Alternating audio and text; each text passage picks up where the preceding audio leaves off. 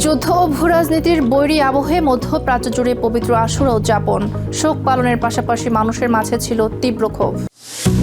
Lebanon, Syria, গাজায় অনির্দিষ্টকালের জন্য সেনা মোতায়েন থাকবে জানালেন ইসরায়েলি প্রধানমন্ত্রী নেতানিয়াহু। ইসরায়েলকে নিঃশর্তে লেবানন ছাড়তে হবে, হুঁশিয়ারি হিজবুল্লাহ প্রধান নাঈম কাসেমের। হরমুজ প্রণালীতে তেলবাহী জাহাজের উপর হামলায় সিঙ্গাপুরের উদ্বেগ, 4 মাস পর সৌদির আরামকোর রাস তানুরা টার্মিনালে তেল লোডিং শুরু। ইয়েমেনে গাড়ি বোমা হামলায় আল আরাবিয়ার সাংবাদিক নিহত, প্রেসিডেন্সিয়াল কাউন্সিলের তদন্ত কমিটি গঠন। মধ্যপ্রাচ্যের রাজনৈতিক, অর্থনৈতিক সহ সবশেষ খবরাখবর আপনাদের সামনে এক নজরে তুলে ধরছি আমি তাসমিয়া টুপা।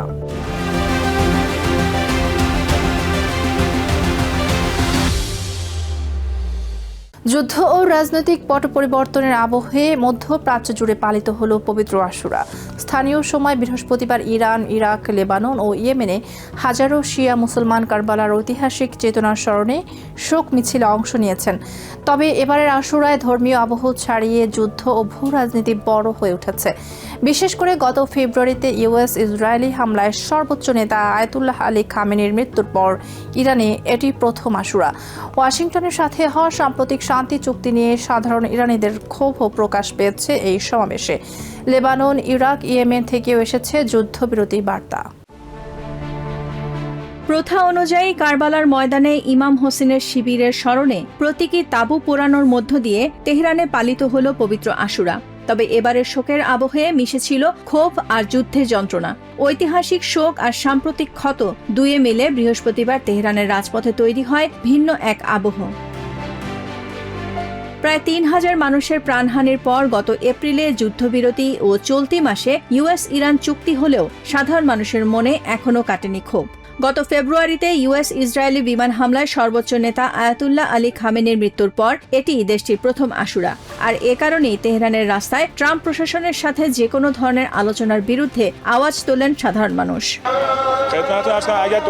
আমাদের নেতারা যদি দৃঢ় থাকেন এবং সর্বোচ্চ নেতার শর্ত থেকে পিছিয়ে না যান, তবে যুদ্ধের হুমকি এমনিতেই কেটে যাবে। কিন্তু আমরা যত বেশি ছাড় দেব, শত্রুরা তত বেশি নৃশংস হয়ে উঠবে। ট্রাম্প প্রতিদিন নতুন শর্ত চাপিয়ে আমাদের স্বার্থ ক্ষুণ্ণ করবে। এমন আলোচনা জনগণ কখনোই মেনে নেবে না। আমাদের সাথে কোনো চুক্তি বা আলোচনা হতে পারে না। তারা আমাদের উপর আঘাত হেনেছে, তাদেরও পাল্টা আঘাত করা উচিত। আপনি ট্রাম্পকে একদমই বিশ্বাস করতে পারবেন না। ইসরায়েলকেও কোনোভাবেই বিশ্বাস করা যায় না, আর তারা সবসময় শান্তির মাঝে অপবাদ ছড়ায়। এদিকে যুদ্ধ ও অর্থনৈতিক মন্দা উপেক্ষা করেই তেহরান সহ ইরানের বিভিন্ন প্রান্ত থেকে শিয়া মুসলমানদের প্রধান কেন্দ্র ইরাকের কারবালায় ছুটে আসেন। ইমাম আব্বাস ও ইমাম হোসেনের মাজার জিয়ারত আর ধারালো তরবারি দিয়ে শরীর রক্তাক্ত করে তাকবীর রীতির মাধ্যমে শোক প্রকাশ করেন তারা। যুদ্ধ, অর্থনীতি কিংবা জীবনযাত্রার মান নিয়ে বলতে গেলে আমাদের কোনো সমস্যাই নেই, আর মৃত্যুর কোনো ভয় আমাদের নেই, কারণ আমরা পরকাল ও শাহাদাতের কথাই ভাবি। ইরানের অর্থনৈতিক পরিস্থিতি খারাপ এবং আমরা যুদ্ধের পরিস্থিতির মধ্যে রয়েছি সত্য, কিন্তু পরিস্থিতি যাই হোক না কেন, আমরা এখানে এসে পুণ্যার্থীদের সেবা করা থেকে কখনোই বিরত হব না। আশুরা উপলক্ষে ইরান ছাড়াও মুসলিম বিশ্বের বিভিন্ন প্রান্ত থেকে ইরাকের কারবালায় পুণ্যার্থীদের ঢল নামে। কারবালার পবিত্র নগরীতে বিশ্বজুড়ে ছড়িয়ে থাকা লাখো শিয়া মুসলমান সমবেত হয়ে নানা ধর্মীয় আনুষ্ঠানিকতায় রাসূলের দৌহিত্র ইমাম হোসেনের শাহাদাত বার্ষিকী পালন করেন।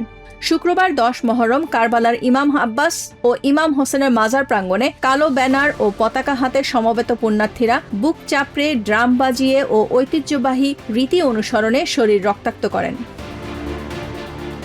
অন্যদিকে ইসরায়েলি বোমাবর্ষণের ধ্বংসস্তূপের মাঝেই লেবাননের দক্ষিণাঞ্চলীয় শহর নাবাতিহতেও বের হয় আশুরার মিছিল। হিজবুল্লাহ ও ইসরায়েলের সদ্য কার্যকর হওয়া যুদ্ধবিরতির মাঝে দাঁড়িয়ে বুক চাপড়ে কারবালার চেতনা স্মরণ করেন যুদ্ধবিধ্বস্ত লেবানিজরা। এটি আমাদের নিজস্ব জন্মভূমি, এখানে যাই ঘটুক না কেন আমরা কখনো এটি ছেড়ে যাব না। যুদ্ধ আমাদের কাছে কিছুই নয়, শাহাদাতই আমাদের একমাত্র চাওয়া। ইমাম হোসেন আমাদের শিখিয়েছেন কিভাবে ধৈর্যশীল হতে হয়, কিভাবে শহীদ হতে হয়।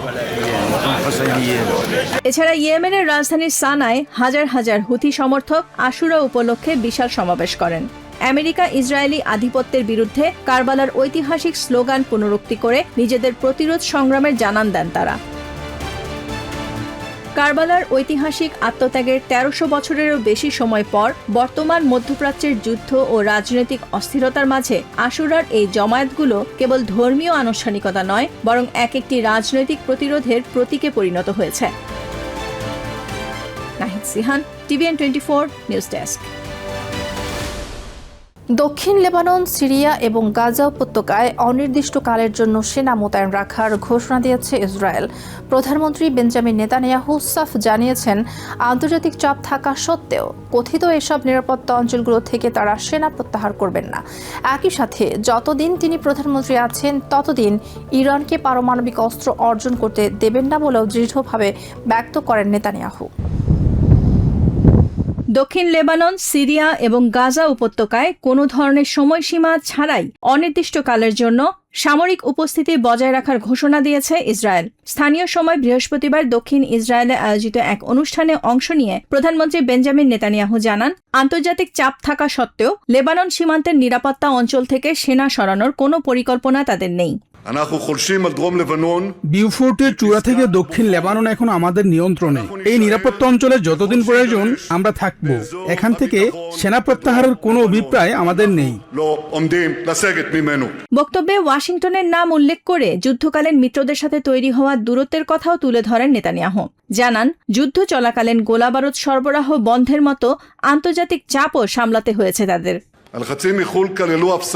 বাহ্যিক চাপের মধ্যে যুদ্ধের সময় গোলাবারুদ সরবরাহ বন্ধের বিষয়টির মতো পরিস্থিতিও ছিল। আমাদের আমেরিকান বন্ধুরা যখন জিজ্ঞেস করেছিল আমরা কিভাবে লড়ব, আমি তাদের বলেছিলাম অস্ত্র না থাকলেও খালি হাতে লড়াই চালিয়ে যাব। বরাবরের মতোই ইরানের পারমাণবিক কর্মসূচি নিয়ে নিজের কঠোর অবস্থানের কথা পুনর্ব্যক্ত করেন ইসরায়েলি প্রধানমন্ত্রী। বলেন, তিনি যতদিন প্রধানমন্ত্রী আছেন ততদিন ইরানকে পারমাণবিক অস্ত্র অর্জন করতে দেবেন না। ইরানের দুষ্টু শাসনের উদ্দেশ্যে আমি শুধু এটাই বলবো, কোনো চুক্তি হোক বা না হোক, আমি যতদিন ইসরায়েলের প্রধানমন্ত্রী আছি ইরান পারমাণবিক অস্ত্র পাবে না। কোনো অবস্থাতেই আমরা ইরানকে পারমাণবিক বোমা তৈরি করতে দেব না। একই অনুষ্ঠানে সুর মেলান প্রতিরক্ষামন্ত্রী ইসরায়েল কাটসো। সব চাপ উপেক্ষা করে নিরাপত্তা অঞ্চলগুলোতে ইসরায়েলি ডিফেন্স ফোর্সেস বা IDF এর অবস্থান ধরে রাখার ঘোষণা পুনর্ব্যক্ত করেন তিনি। লেবানন, সিরিয়া এবং গাজার নিরাপত্তা অঞ্চলে IDF কোনো সময়সীমা ছাড়াই অবস্থান করবে। বর্তমান ও ভবিষ্যতে যত চাপই আসুক না কেন, লেবানন ও সিরিয়ার নিরাপত্তা বলয় থেকে সেনা প্রত্যাহারের আমরা বিরোধী। লেবাননে ইসরায়েলি সামরিক অভিযানের জবাবে ইরান যদি কোনো পাল্টা পদক্ষেপ নেওয়ার চেষ্টা করে তবে তেহরানকে চরম মূল্য চুকাতে হবে বলেও সরাসরি হুমকি দেন কাটস। লেবাননের সংঘাত নিরসনে আমেরিকার মধ্যস্থতায় ওয়াশিংটনে যখন দুই দেশ মুখোমুখি আলোচনায় রয়েছে, ঠিক সেই সময় ইসরায়েলের শীর্ষ নেতাদের এমন বক্তব্য আলোচনার পরিবেশকে ক্রমেই জটিল করে তুলছে। এক সপ্তাহের মধ্যে অন্তত 3টিরও বেশি ভিডিও বার্তায় এমন বক্তব্য দিয়েছেন ইসরায়েলি প্রধানমন্ত্রী, যা যুদ্ধ পরিস্থিতিকে আরও দীর্ঘমেয়াদী সংঘাতের দিকে ঠেলে দিচ্ছে বলে মনে করছেন বিশ্লেষকরা। Nahid Sihan, TVN 24 news desk. Lebanon থেকে ইসরায়েলি সেনাদের নিঃশর্তভাবে প্রত্যাহারের দাবি জানিয়েছেন হিজবুল্লাহ প্রধান নাইম কাশেম। বৈরুতে পবিত্র আশুরা উপলক্ষে আয়োজিত এক সমাবেশে দেয়া ভাষণে তিনি বলেন, লেবাননের পূর্ণ সার্বভৌমত্ব ও স্বাধীনতার প্রশ্নে কোনো আপোষ করা হবে না। বৃহস্পতিবার আশুরার শোক মিছিলে এক ভিডিও বার্তায় লেবাননের ভূখণ্ড থেকে নিঃশর্তে ইসরায়েলি সেনা প্রত্যাহারের দাবি জানান তিনি।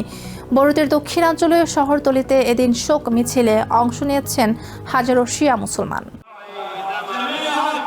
ধ্বংসস্তূপ আর শোকের ক্ষত কাটিয়ে পবিত্র আশুরা উপলক্ষে লেবাননের রাজধানী বৈরুতের দক্ষিণ শহরতলি দাহিয়ার রাস্তায় নেমেছেন হাজারো মানুষ। কারবালার ঐতিহাসিক চেতনাকে বুকে ধারণ করে US ইসরায়েলি আগ্রাসন ও ষড়যন্ত্রের বিরুদ্ধে নিজেদের অবিচল অবস্থানের জানান দিচ্ছেন এই শিয়াপন্থী মুসলমানরা। সব ধ্বংসযজ্ঞ, দুঃখ আর বেদনাকে পেছনে ফেলে আমরা আমাদের পবিত্র ভূমিতে জড়ো হয়েছি। কোনো কিছুই আমাদের দমাতে পারবে না। এই পথ ধরে আমরা প্রজন্মের পর প্রজন্ম টিকে থাকব এবং আমাদের সংকল্প থেকে কেউ সরাতে পারবে না। يوم العاشر من محرم هو চারপাশে যতই ধ্বংসযজ্ঞ আর আমেরিকা ইসরায়েলের ষড়যন্ত্র থাকুক না কেন, মহররমের এই 10ম দিনে আমরা এখানে জড়ো হয়েছি মূলত ইমাম হোসেনের দেখানো পথের দৃঢ় অঙ্গীকার নিয়ে। مؤامرات امريكا واسرائيل بالعالم। বৃহস্পতিবার আশুরার এই জমায়েতে সম্প্রচার করা হয় হিজবুল্লাহ প্রধান নাইম কাশেমের একটি ভিডিও বার্তা, যেখানে সদ্য কার্যকর হওয়া যুদ্ধবিরতি এবং দক্ষিণ লেবাননে ইসরায়েলি সেনার উপস্থিতির তীব্র সমালোচনা করেন তিনি। সাফ জানিয়ে দেন সার্বভৌমত্বের প্রশ্নে কোনো ছাড় দেয়া হবে না।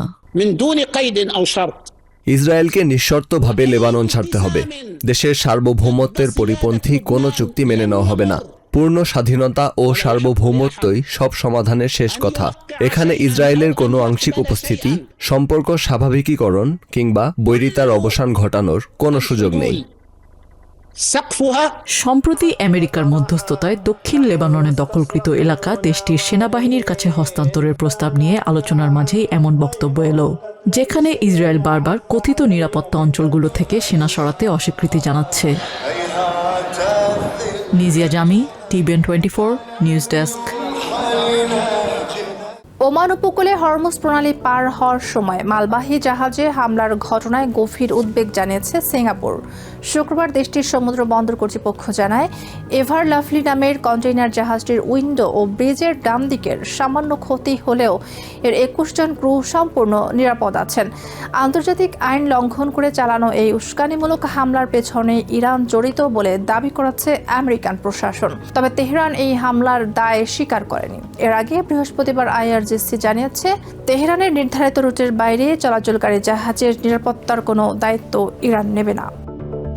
প্রায় 4 মাস বন্ধ থাকার পর সৌদি আরবের রাষ্ট্রায়ত্ত তেল কোম্পানি আরামকোর রাস তানুরা টার্মিনাল থেকে পুনরায় তেল লোডিং শুরু হয়েছে।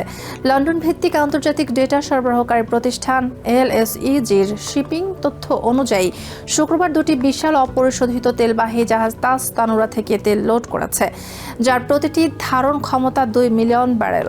মধ্যপ্রাচ্য সংঘাতের জেরে হরমুজ প্রণালী অবরুদ্ধ হয়ে পড়ায় গত 8 মার্চের পর থেকে এই বন্দর দিয়ে তেল রপ্তানি বন্ধ ছিল। এই সময় সৌদি আরব লোহিত সাগরের ইয়ানবু বন্দর দিয়ে তেল রপ্তানি সচল রাখে। সম্প্রতি সংঘাত বন্ধে US ইরান অন্তর্বর্তীকালীন চুক্তি হওয়ায় মধ্যপ্রাচ্যের উৎপাদকরা জ্বালানি তেল উৎপাদন ও রপ্তানি বাড়াতে শুরু করেছে। ইয়েমেনে গাড়ি বোমা হামলায় সৌদি আরবের রাষ্ট্রায়ত্ত টেলিভিশন চ্যানেল আল আরাবিয়ার এক শীর্ষ সংবাদকর্মী নিহত হয়েছেন। বুধবার সন্ধ্যায় দেশটির মুকাল্লা শহরে মোহাম্মদ আইদাহ নামের ওই সাংবাদিকের গাড়ি লক্ষ্য করে হামলা চালানো হয়। তবে এখন পর্যন্ত কোনো গোষ্ঠী এই হত্যাকাণ্ডের দায় স্বীকার করেনি। স্থানীয় নিরাপত্তা প্রশাসন জানায়, জীবননাশের ঝুঁকির বিষয়ে মাসখানেক আগেই আইদাহকে সতর্ক করা হয়েছিল। সম্প্রতি মুকাল্লা শহরের নিয়ন্ত্রণ নিয়ে সৌদি আরব আমিরাত সমর্থিত গোষ্ঠীর মধ্যে রক্তক্ষয়ী সংঘর্ষের জেরে সেখানে তীব্র রাজনৈতিক উত্তেজনা চলছিল। এই ঘটনার পর ইয়েমেনের প্রেসিডেন্সিয়াল কাউন্সিল দোষীদের ধরতে উচ্চ পর্যায়ের যৌথ তদন্ত কমিটি গঠনের নির্দেশ দিয়েছে। সাংবাদিকদের আন্তর্জাতিক সংগঠন CPJ-এর মতে, গণমাধ্যম কর্মীদের জন্য ইয়েমেন বর্তমানে বিশ্বের অন্যতম ঝুঁকিপূর্ণ দেশ। এক নজরে প্রতিদিন মধ্যপ্রাচ্যের খবর জানতে চোখ রাখুন টিবিএন 24 নিউজ নেটওয়ার্কের ইউটিউব ও ফেসবুক পেজে। নিউ ইয়র্ক থেকে সম্প্রচারিত TBN 24 টেলিভিশন বিশ্বজুড়ে বাঙালির কণ্ঠস্বর।